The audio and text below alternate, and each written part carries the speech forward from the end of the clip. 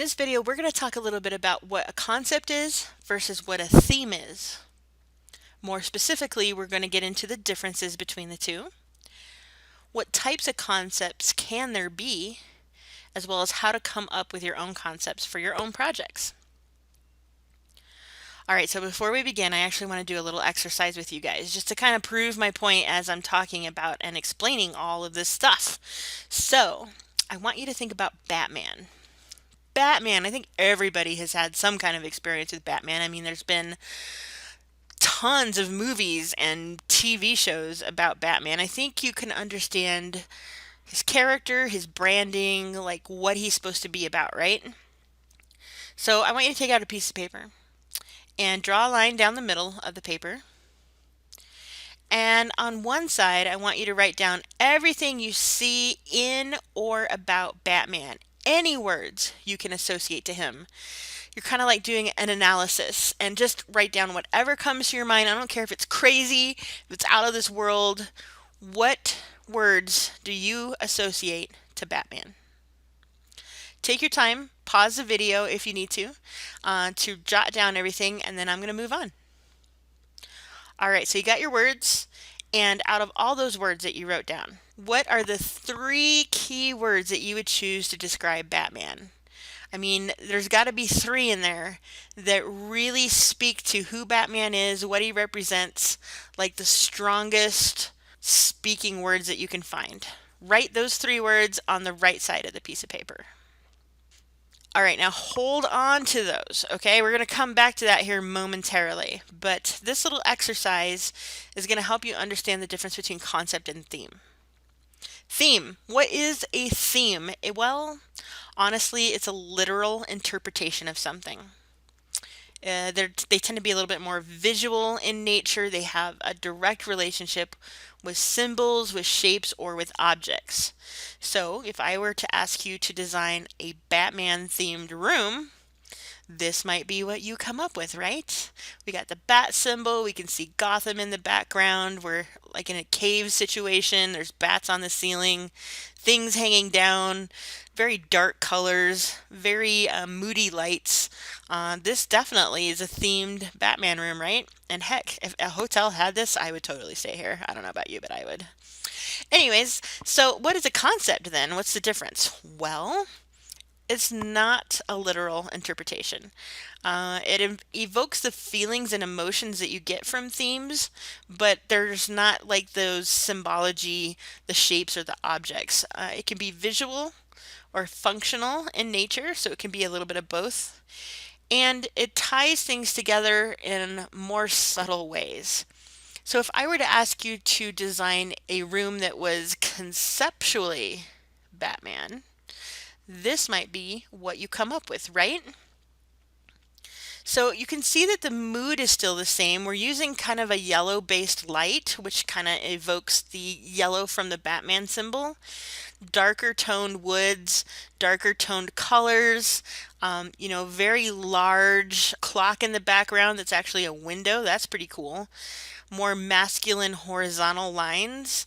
It gives a feeling of richness as well as darkness. So this is a concept, which if you think about all those words that I used, richness, darkness, masculine, it still talks about the theme, but it's not a literal bat related stuff in here, right? It's just conceptual of that. So let's do a little practice here and let's see how well you do with coming up with something. If I tell you I want you to come up with a theme and a concept for Winter Wonderland, what are theme related words that you would use and what are concept related words that you would use? See if you can separate the two. Take your time, pause the video if you need to, but definitely write down a few words for both and see if you can understand the differences between the two. Moving on, I have 3 more words: Star Wars, jungle, and Egyptian. Now there are people who are crazy about Star Wars. The instructor possibly being one of those people. And then there's people who love jungle themes, there's people who love Egyptian. Like, can you understand how, once you've kind of broken apart what are the themed words and what are the conceptual words, how to separate the two? So a concept is actually, I totally believe it's the heart of interior design. Conceptualization allows you to gather information that you need so that you can formulate a plan for what your project is going to be about. This stage of design, which is totally the beginning stage of design, is all about formatting ideas, your thoughts, your feelings, and inspiration for the project. Now, in order to really formulate the best ideas, you need to do some analysis of the situation. Ask yourself, what are the basic needs of my client or the project?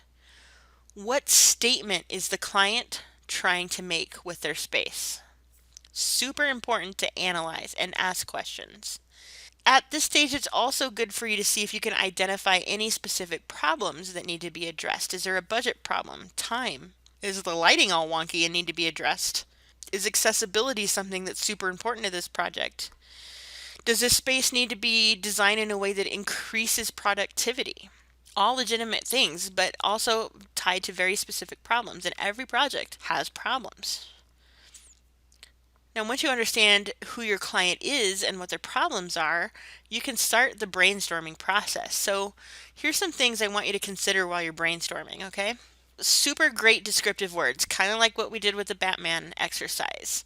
What can you say or write down that truly describes what you're trying to create? Now, every junior designer that I've worked with always uses the word comfortable. Yes, everybody wants their space to be comfortable. That's kind of a given, but I'm trying to see if you can go deeper than just those simple basic words of comfortable, safe, stylish. Yeah, okay, so we understand that, but what else? Use a thesaurus if you need to. Start with comfortable if that's definitely what you want. But look up some other words to use that can be more descriptive and telling of the space that you're trying to design. What emotions do you want to tap into for this project? I'm here to tell you that the best designers are the ones who can evoke emotion in their design. What moods are you trying to create? What colors can aid that? What feelings do you want people to have when they're using your space? What types of materials or textures could go along with both the descriptive words and the emotions that you're creating? Find pictures to really help assist all of your senses. Create a mood board, basically, is what that's saying. So, again, taste, smell, sight. What are you thinking, feeling? And visually, can you express what you're trying to say? What message do you want the space to send to the people who not only see the space, but actually use the space? This goes really great with like commercial projects. Are you trying to create a beautiful space? Is that all you're trying to create? Are you trying to create a space where people collaborate or celebrate? Or is it a space that's designed to be an entertainment segment? Now, decorators, they think mostly about the surface and beauty of a space, which is fine. It's a totally legit field and it's definitely needed. And sometimes beauty and function go together. So some decorators even take it a step further and think about function of a space, which is great.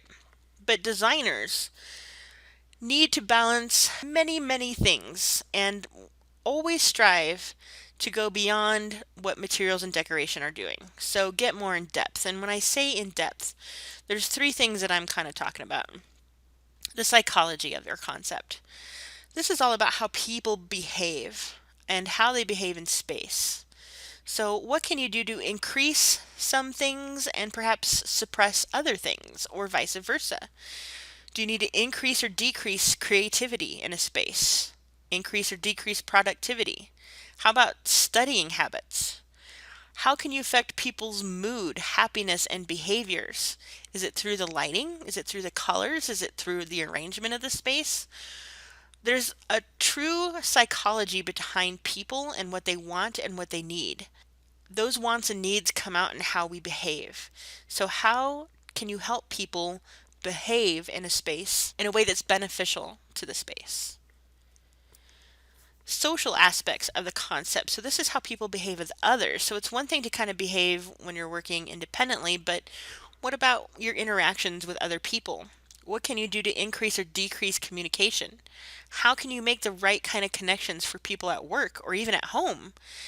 Do you guys go home and your parents are doing one thing and you're doing other things, or are you coming together as a family? How do you create those connections? Is it through furniture arrangements?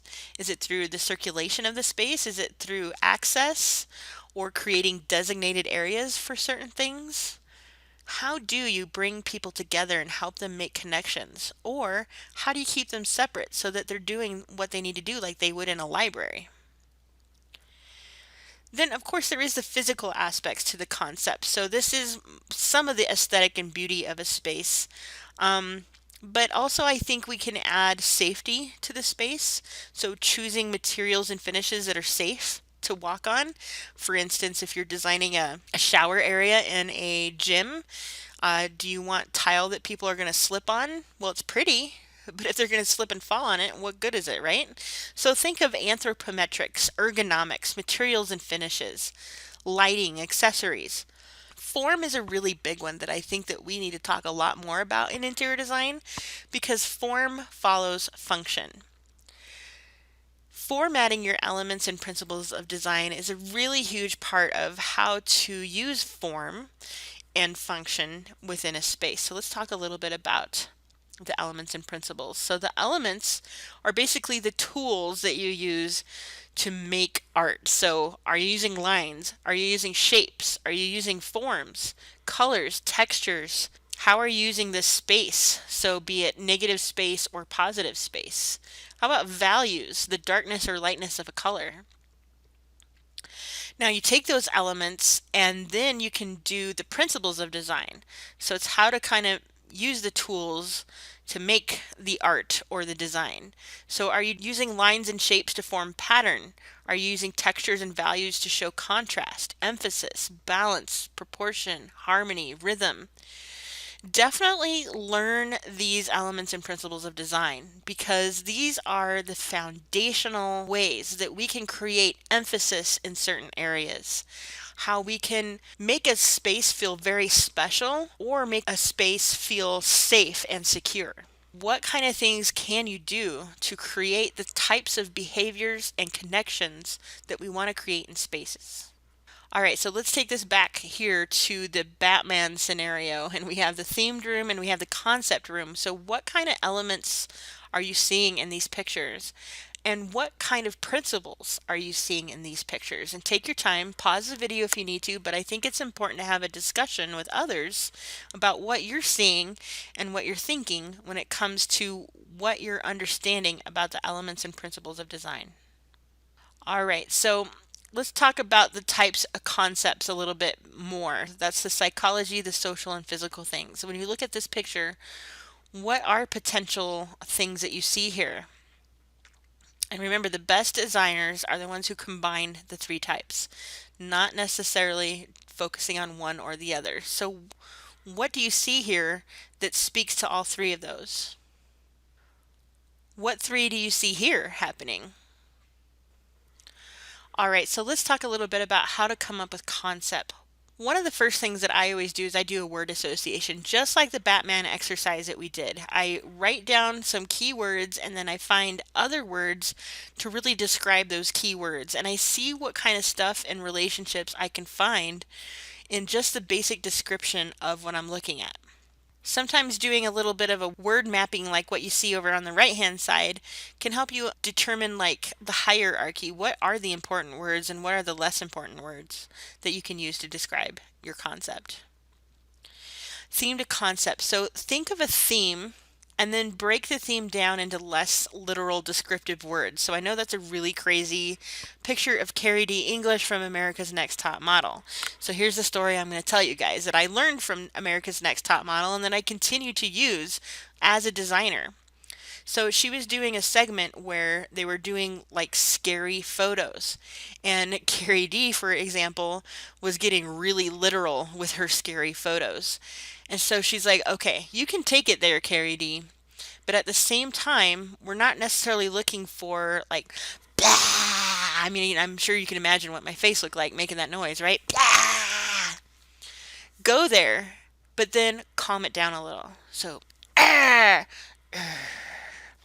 And that's how she got this cute little pose that she did, even though it's supposed to be kind of creepy. Thinking of a theme and then taking it down a little. that's what a theme to concept thing is. So if you feel like your mind's really going towards a jungle theme, for instance, and you're thinking palm trees and green and all this stuff, but you realize that the client's not into theme, they actually want more concept, then just tone it down. What is it about the jungle that emulates what the client is looking? Is it the tranquility? Is it the fresh air? Is it, the lighting? What can you break down of a theme to actually make the concept work? So that's one way to come up with a concept. Another way is to do mood boards. So this is a really great example. She even put a quote in there: "I am not what happened to me, I am what I choose to become." And so these are images that give her strength and beauty and serenity. And this is a really great start for how you want a space to feel. There's even some patterns, some things that you can pull from to actually add into your design. Another way to come up with a concept is to do research. Look at systems, look at nature, look at technology, look at color and light and forms. So one of my favorite things to look at is biomimicry, which we're going to get into in this semester. Biomimicry is taking what's happening in nature and finding a way to recreate that. So a great example is in the aeronautical field. They were looking at hawks and how they go stealth when they're on praying. They're not actually flapping their wings. They're actually really tight, and their aerodynamics assist them in flying when they're doing things like that. So what they did is they decided to design airplanes so that they mimicked the aerodynamics of the bird. And they actually came up with a lot of stealth craft as a result. So biomimicry, researching, looking at what is happening in the world around you and what can you take to use in your own designs. Another way to come up with concepts is to sketch and doodle. So some people do these little squares where they're just kind of doodling, they're evoking the emotions, their feelings, kind of basic looks that they want to do, and developing different things from it. On the right hand side is a Frank Gehry drawing, and he just doodles, and sometimes he crumples up pieces of paper to create ideas for some of his crazy designs. And honestly, I think this is a sketch of the Guggenheim Museum that he did. So sketching and doodling can really evoke a lot of creativity. It can get ideas out that you didn't even know you had. Truly original designs. You're not copying anything. It's just what's coming from your mind. Look at music, look at movies, look at arts. What can you do? So this is a really great example of somebody who took a piece of art that somebody really liked, and they actually designed a room based on some of the things and the feelings, the colors and the shapes that they saw. I mean, can you see the similarities between the two? But it's not a literal, conceptualization. It's not a theme, but it definitely is contrived, and it's very interesting, and it really speaks to the art piece. So don't be afraid to really get motivated by anything. Honestly, music can really evoke a lot of creativity in me. There's a lot of feeling and emotion in music, so learning how to use those to design with is super powerful. You can also look at people, activities, community, culture, diversity. So the picture on the left is a restaurant that somebody wanted to do for their Mexican restaurant, but they didn't want it to be like a typical traditional. They wanted it to be a little bit more modern and sleek. So they took the colors, they changed them in terms of value, and they also added some unique shapes, things that they saw based on a market they visited when they were in Mexico. Think about community, like how do we set up things for things like weddings or event planning? What kind of spaces can be flexible? Look at how a university could design an area of collaboration, how the furniture is arranged, what types of furniture is available. I mean, chairs are a great thing, but what about bench seating, and what about the lights and the ceiling, and what about daylighting and materials? Like what kind of things can bring people together, and what kind of things can actually separate them? Another thing that you can do to come up with a concept is to do communication and research that way. So interviewing people. For instance, if you're going to develop a senior center, why don't you go talk to some seniors and find out what they are wanting in their center? What kind of space do they want to live in? What kind of activities do they want to do? What kind of rooms could you create to really help them develop and grow and connect to other people? You can do things like surveys. We actually had a student recently who put a survey out on, I think it was Twitter, Instagram, one of those. And she got like 200 people responding to it. And she ended up getting some really super great information that she used as part of her research into her senior capstone. So don't discount what surveys can do for you. Look at articles, look what's in the news, what's happening in the world around us. I mean, 2020, COVID, how much is that going to change the way that we interact in our spaces? I mean, we're social distancing, we're watching other people. Like, concepts can come from all kinds of different places. Just open your eyes around you and see what's happening. Talk to people, research, get into what's changing and happening in our world around us. All right, so in conclusion, I just want to kind of reiterate that themes are literal visual interpretations, whereas concepts go deeper into your emotions. How elements and principles affect people and function of the space. It's about analyzing the needs, discovering the problems, and formulating a plan towards a solution. Now, there is a time where themes are needed. Things like nurseries or child rooms, places of entertainment. Themes are great and they definitely shouldn't be discounted and they shouldn't be looked down upon. But when we're looking at designing homes or spaces out in our communities, we might need to tone it down a little bit, and concepts are more of what you need. So it's finding the balance and the right need. Do you need a theme or do you need a concept? A theme or concept should be the foundation of your design. So formulate it and then always come back to the concept as you design from beginning to end to see if you're staying on track with that concept. Now, remember, design is ever changing and always evolving. It is not a linear process. So concepts and themes can also evolve as well, and it's okay to make changes as you need to throughout the design process. Don't feel like because you came up with this great concept that as you start working through the problem and coming up with solutions that you don't find better solutions than what that concept has. It's okay to make changes. It's okay to evolve your concept. Don't feel like you have to be stuck with it. But it is something that needs to be a foundational element to your project.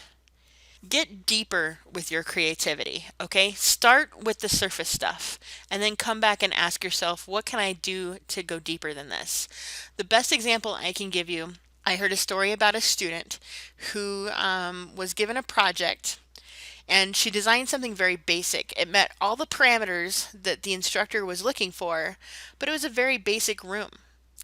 And the instructor was like, well, I want you to go back because you have time and I want you to, rethink the ceiling a little bit. Well, the student was a little frustrated because she's like, well, I met all your parameters. What's the problem?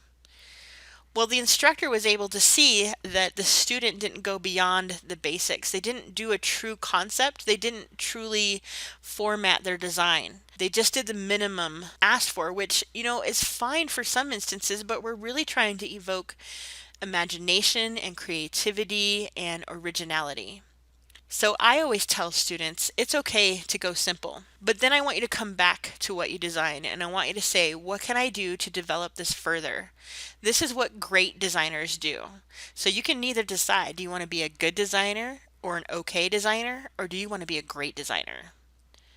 Keep it simple though. Have fun with it and get inspired. There is so much amazing beauty in this world. Try to find it. Get inspired by it.